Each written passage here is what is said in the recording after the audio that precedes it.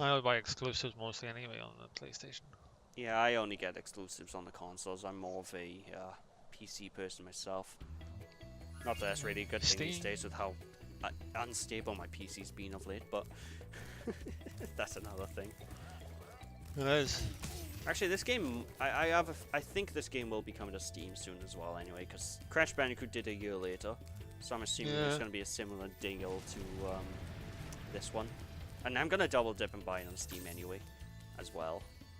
Watch this come in a year time and it won't be coming to Steam, and I sound like a complete idiot during this playthrough.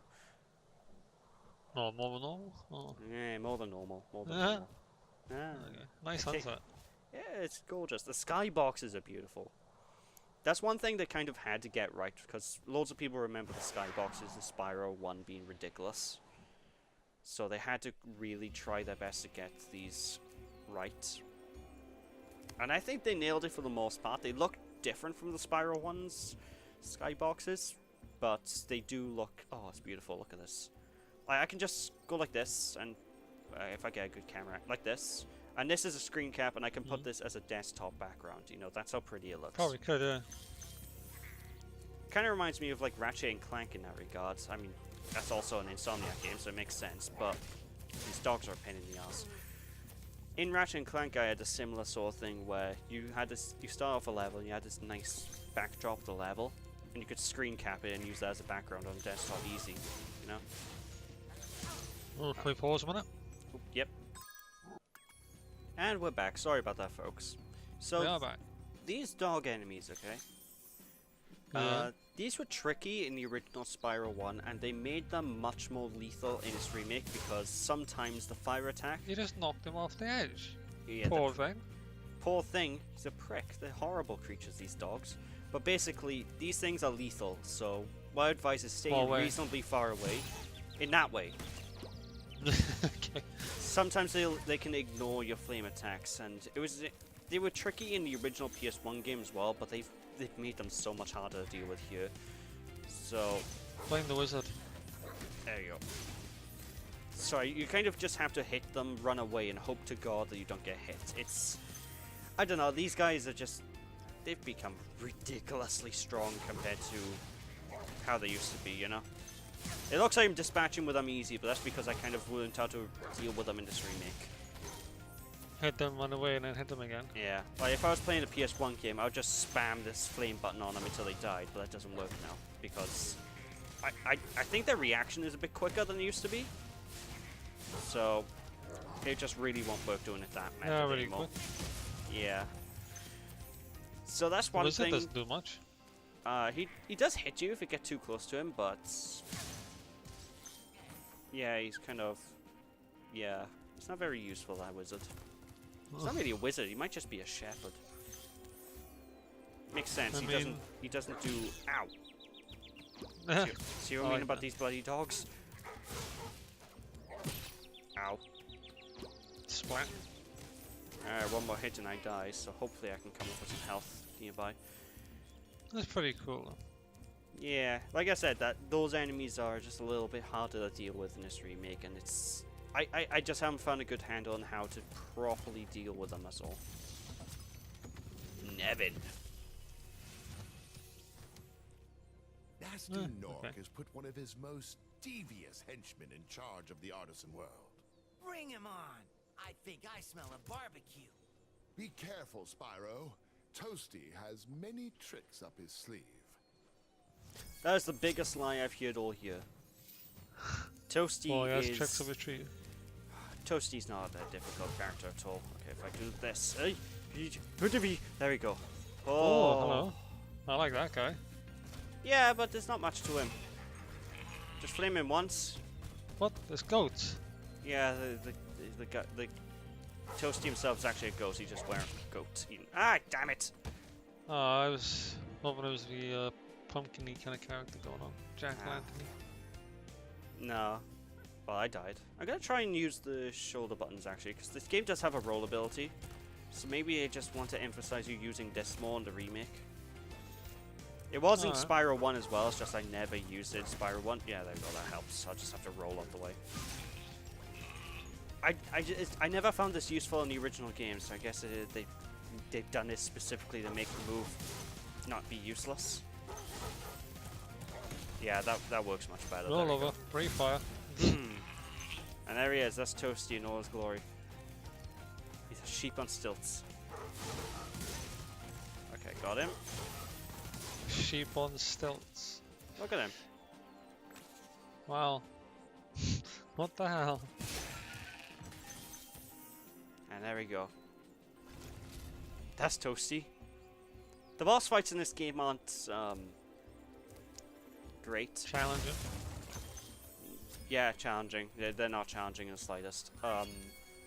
Spyro 2 and 3 are a bit better in that regard. Like that boss fight, the only thing I had trouble with was the dogs. Like the boss did nothing as far as So the underlings. yeah, More powerful.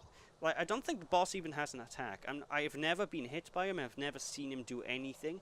So I don't I even thought know he was if he gonna can hit you with attack. his scythe, but That's what I thought, but I've never you seen him kind of went attack me. straight for him though. Yeah, I suppose. I guess if you're fast enough, you're just never going to, you're never just going to get hit, I suppose. Alright, so let's just check this. That is the first world done. Ooh. So let's head onwards to the next world, the Beast World 4. Makers. The next world, World 4. Jesus, alright. Wow, I see you've been busy rescuing dragons, Spyro. You may travel to the Peacekeepers. Oh, Peacekeepers, world sorry. if you like. Beastmakers is later. Why did I say Beastmakers? It's probably because it's like a war zone for this world we're going to, so I kind of beast war. Are you ready to go? Yeah, well, That let's makes go sense. here. I'm not really good with the names of locations in Spyro. I always get them all mixed up. I don't know why either, because all the worlds and everything are really, like, unique, but somehow my brain still messes them up and mixes them up, and I've never quite figured out how or why. Oh. You got 700 gems. Can I actually use anything with those gems? Do you unlock anything by collecting them all? No! Well, you can unlock the bonus level if you get all of them. No, so there is something then. Yeah, there is something.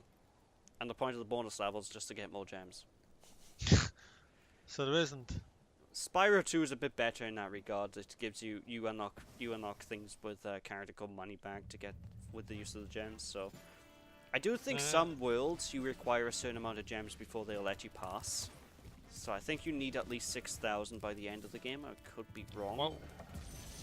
Trust me, 6,000 isn't a big number. This is over 12,000, I think. Welcome to Peacekeepers. Look how our treasure has been stolen and turned against us. Please, recover our treasure, Spyro. Collect treasure. Got it. There you go. So like in this world, I think I need to get the treasure to go to the next world. I probably already have enough, but I'm going. This is 100% playthrough. I'm not skipping anything. So. I like it. Napoleonic. Oh, just wait. You haven't seen anything with those enemies yet. But first, let's blow them up. What do you say? Oh, I can fire the cannon at him. Yeah. Nice effect. The poor bastards. I like the fact that it looks higher than it actually is, but it still targets the enemy. Yeah, it's in Spyro 2. These cannons like this actually you actually have to aim, but this one has like first game syndrome, so it just auto aims for you, which I kind of like anyway because it makes things really accessible. Oh. But yeah. All right, there you go. Are you the one I wanted to burn you? Okay, so watch what this guy does now. Yeah. Love it. Wait for it. There you go. What?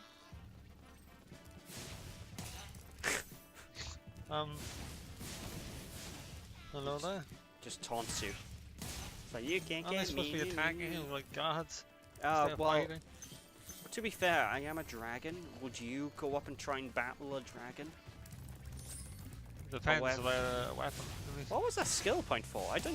Did I do anything? I'm confused. Alright.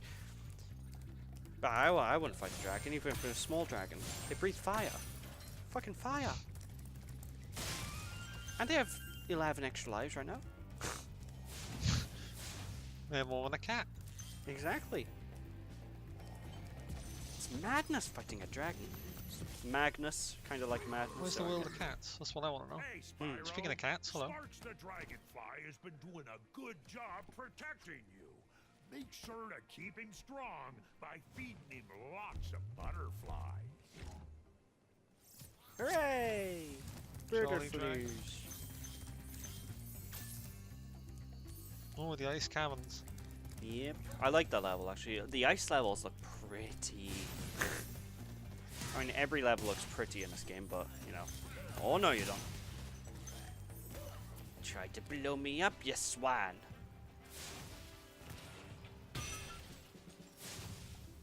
So yeah, those crates over there, you can't break them open unless you blow them up. Oh, okay. Bit of puzzle solving. Ooh. In my video game. Who'da thunk? Would have thought. Indeed. Ah, lovely. Alright, where was the other one? Over here.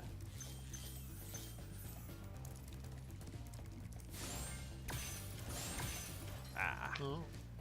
Like, honestly, this game's just the joy of just running around exploring and collecting things. When people say collectathons is an outdated genre, to that I say, huh! You do that. Hello, sir. I My enjoy a collectathon. oh, okay. He was actually going to do something. He was a red herring. I thought his AI was broken.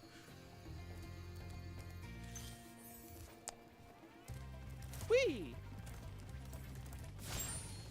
I don't know. Collectathon games do tend to get a lot of flack, but it's kind of understandable because when they're bad, they can be tedious as all hell. But when they're good, they're game. I'm trying to. I was drowning there, and the cutscene wouldn't let me get out of the water. When they're bad. Yeah. When they're bad, they can be really tedious, but when they're good, they're damn good, you know? Well done, Yeah. Spyro. Keep up the good work, and I know you'll fulfill your destiny. Destiny? I just want to kick some. Just toast those enemies and collect the treasure. Sure thing. Alright, let's just go let's get this bunny first. Alright, let's go finish up some more of this area, and then we'll be on our way to the next level. I mean, the hub worlds in and of themselves are their own levels, really. Like, Right. that's basically how know. the game works. So their levels will lead to other levels, is a good way of describing them in this. Which I kind of like that approach, because that means there's stuff to do in the hub worlds, and you can find yourself 100% in the hub world before moving to the next level and so on, you know. Speaking of which, there's this hub done. So you get 200 per hub then. Depends on the hub. I think the range varies. Sometimes you get more, sometimes you get less. We're off the Dry Canyon. Yep. Oh, Doesn't- but the ice cavern. That'll be later. I like to go in an order.